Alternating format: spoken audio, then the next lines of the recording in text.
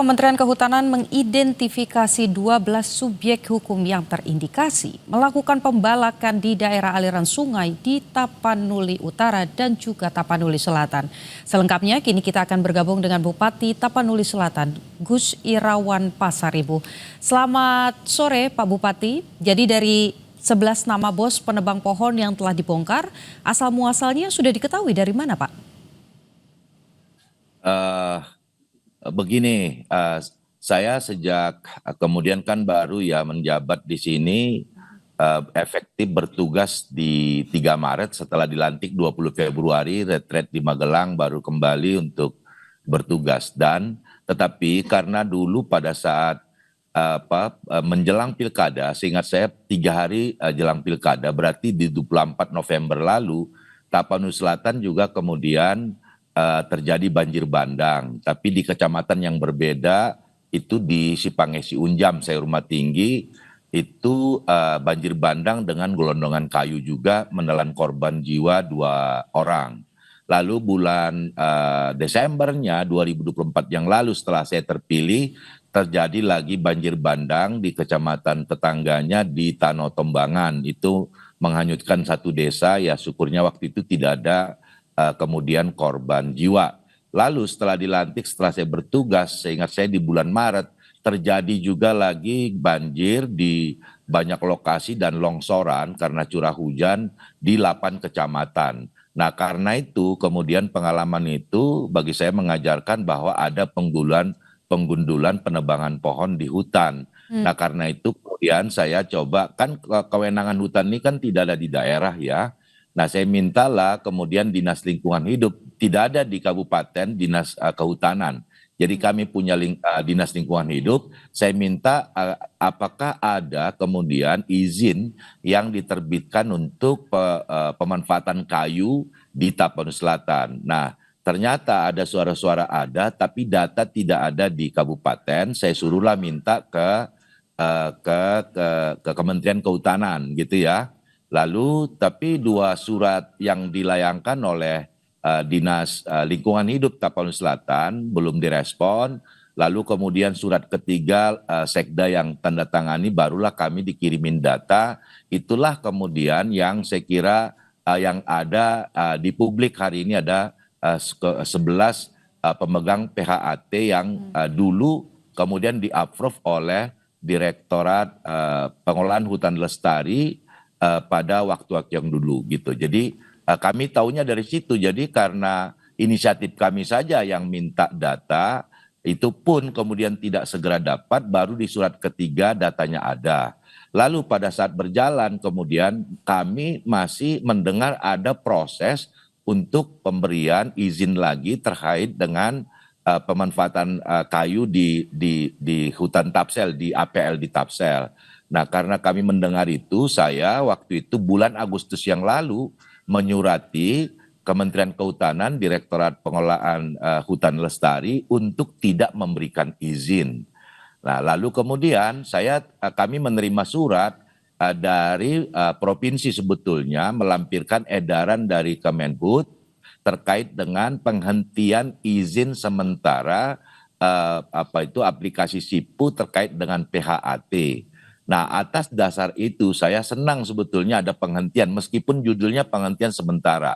Dengan dasar itu saya menyurati seluruh camat, lurah dan kepala desa se-Kabupaten Tapanuli Selatan untuk tidak melayani permohonan PHAT yang nanti di ujungnya adalah masuk ke aplikasi SIPU, itu adalah izin untuk mengambil kayu di APL yang ada di Tapanuli Selatan. Tapi ternyata 3 Juli penghentian sementara, kalau ada yang beredar selama ini, saya tahunya bulan Oktober.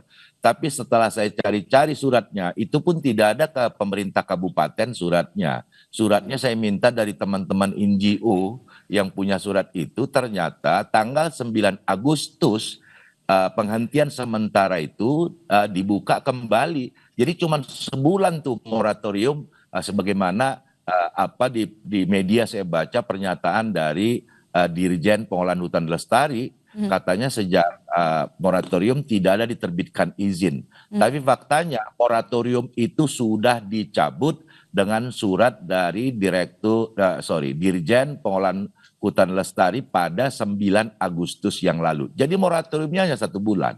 Oke, Nah, itulah yang Pak. sekali lagi saya merasa kami tiap tahun terjadi banjir. Tahun-tahun terakhir itu banjir bandang dengan gelondongan kayu. Nah, karena itu saya berinisiatif menyurati untuk 14 November saya surati lagi Kemenhub untuk sekali lagi di Tapsel tidak diterbitkan izin untuk mengambil kayu di APL yang berada di Tapanuli Selatan. Oke, Demikian. Pak, artinya kalau saya dengarkan penjelasan Bapak, sejak awal proses perizinan sampai dengan kemudian izinnya keluar, pemerintah daerah sama sekali tidak dilibatkan ya Pak ya?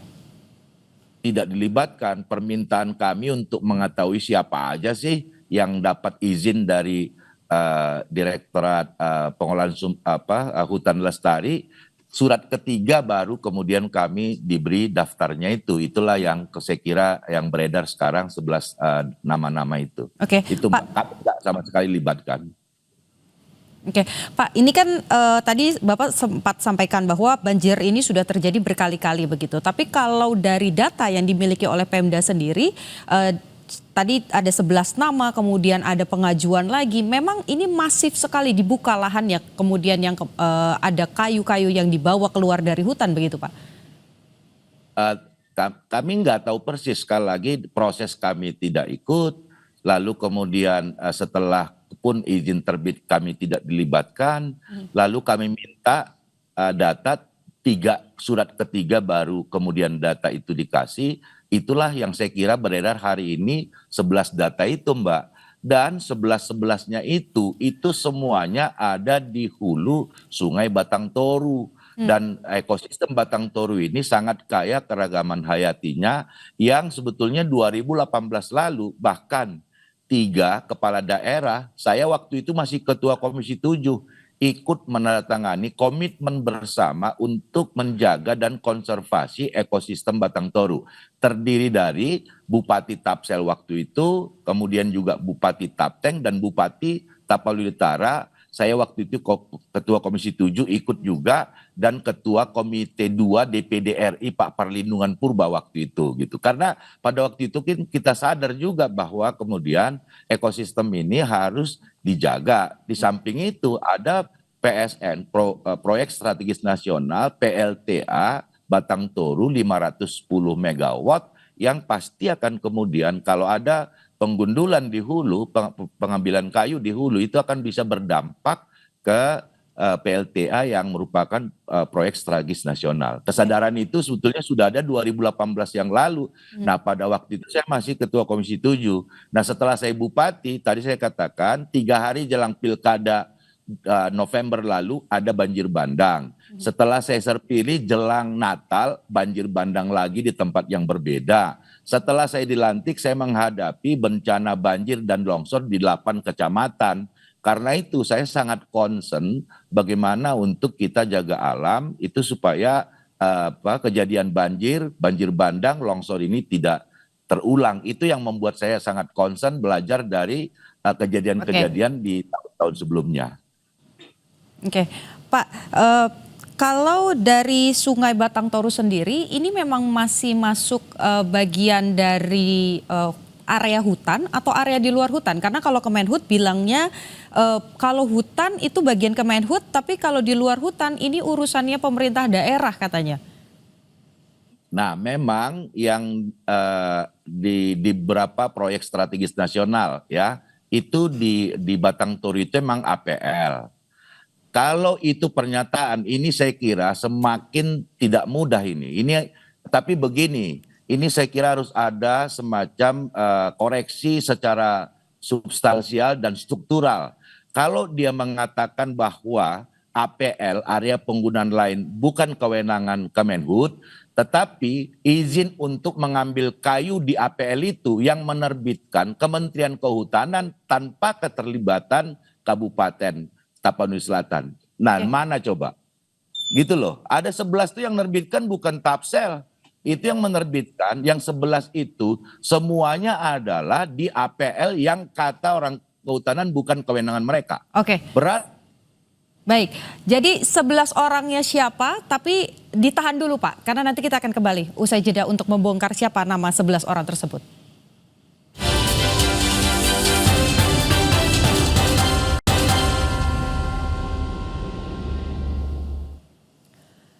Saudara, breaking news Kompas TV kita lanjutkan. Tadi kita masih terhubung dengan Bupati Tapanuli Selatan, Gus Irawan Pasaribu. Pak, terakhir perbincangan kita soal 11 nama yang kemudian sempat disebut sebagai bos penebang pohon begitu. Gus Irawan pegang nama-namanya siapa saja, Gus? Ya, itu tadi, itu kan kami tidak ikut dalam proses awal. Bahkan sampai akhir final pun enggak. Nah, tadi saya bilang saya sangat concern dengan ini setelah kemudian saya bertanya dengan dinas saya kan baru menjabat waktu itu. Di Maret saya udah kejar ini sebetulnya. Lalu muncullah permintaan kita ke Dirjen Pengelolaan Hutan Lestari. Surat ketiga baru berbalas. Nah, kemudian muncullah ada nama-nama itu gitu loh. Jadi sebetulnya yang paling memiliki data itu adalah di Direktorat Pengelolaan Hutan Lestari. Tapi tadi Mbak soal bahwa pernyataan yang Mbak tanyakan saya APL area penggunaan lain itu adalah kewenangan di daerah. Nah, ini ada kontradiktif di sini. Ya, semua yang 11-11 disebut nama itu semuanya adalah di APL.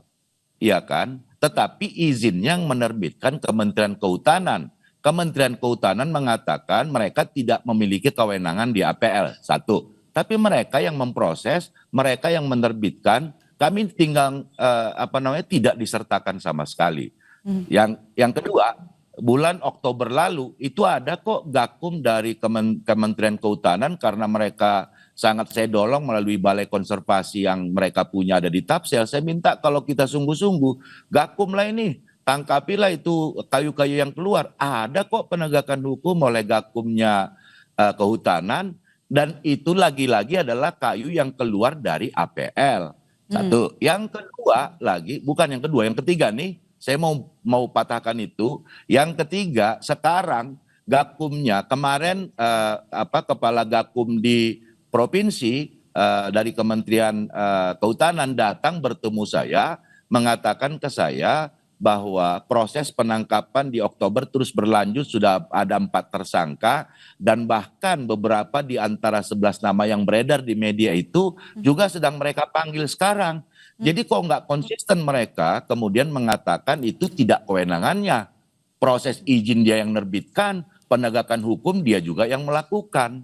Nah, saya kira ini ada koreksi, saya pikir secara substansial, struktural ini saya kira supaya jangan semacam ada area abu-abu. Tapi saya kira saya nggak ini kontradiktif lah menurut saya pernyataan itu gitu loh dengan apa yang mereka lakukan, Mbak.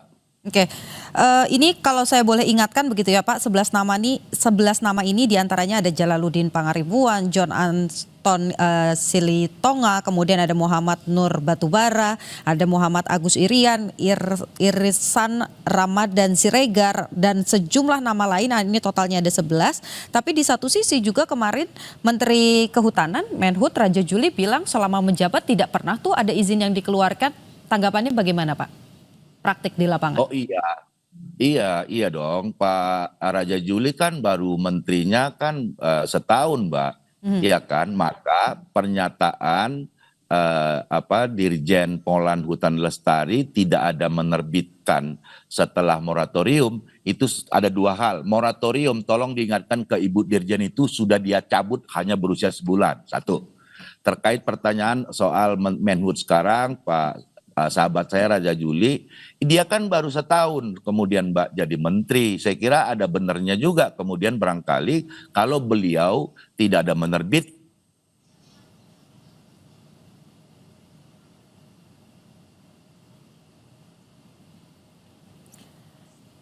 Saudara, nampaknya kita mengalami gangguan sambungan telepon. Beliau baru setahun, mungkin memang benar juga tidak ada yang keluar dari setahun. Tapi kan dampak yang sekarang kita rasakan ini kan bukan penebangan bulan lalu, 2 bulan lalu atau tahun lalu. Pertanyaan saya sebetulnya sudah berapa lama ada penerbitan penebangan kayu di Tapsel? Itu saya kira ke Dirjen Pengelolaan Hutan Lestari itu yang bisa menjawab. Tadi yang nama-nama itu yang bisa menjawab itu juga adalah kemudian Dirjen Pengelolaan Hutan Lestari. Lalu informasi ke saya beberapa katanya nama yang beredar di media dipanggil oleh Gakum, yang bisa menjawab itu secara detail adalah Gakum juga, Oke. gitu loh. Pak, ini di satu Jadi sisi juga hari ini Pak, dari Barreskrim ini kan juga sudah mengambil setidaknya ada 11 jenis pohon untuk kemudian dibawa ke lab. Jadi proses penegakan hukum begitu yang sekarang berlangsung di kawasan Aceh, salah satunya juga melibatkan Barreskrim. Tanggapannya bagaimana Pak? Apakah ini satu langkah yang baik untuk kemudian memberikan efek jera bagi para pelaku pembalakan liar? kita sambut positif. Saya kira kita ambil pembelajaran lah ya. Kami di Tapsel ini Mbak, luas Tapsel itu 66% kami adalah hutan, gitu ya. Lalu selebihnya ada memang yang tidak hutan, yang APL gitu. Nah, kami ada di ekosistem Batang Toru. Di situ adalah sesungguhnya satwa yang dilindungi sangat langka, Pongot tapanuliensis, begitu Mbak. Ada proyek strategis nasional PLTA 510 megawatt gitu. Jadi saya kira dan pengalaman kami tahun ke tahun itu adalah selalu dilanda banjir, banjir bandang dan tanah longsor. Nah karena itu ini menjadi sebuah pembelajaran bagi kita. Saya kira butuh satu koreksi total secara struktural tadi supaya jangan kemudian ada semacam gray area. Tapi ini nggak gray area, itu alasan aja sih menurut saya. Mereka bertanggung jawab, orang kalau itu tidak, nggak mungkin mereka berani proses lah. Ya kan, orang izinnya mereka, kami sama sekali lagi tidak dilibatkan. Tapi kami apresiasi, saya kira komitmen dari menteri dan wamennya, apalagi ini sahabat saya Wamenhut yang Pak Romat itu, saya yakin betul lah mereka berkomitmen. Tapi di jajaran ke bawah kan harus kemudian bisa linear dengan kebijakan pimpinan di atas.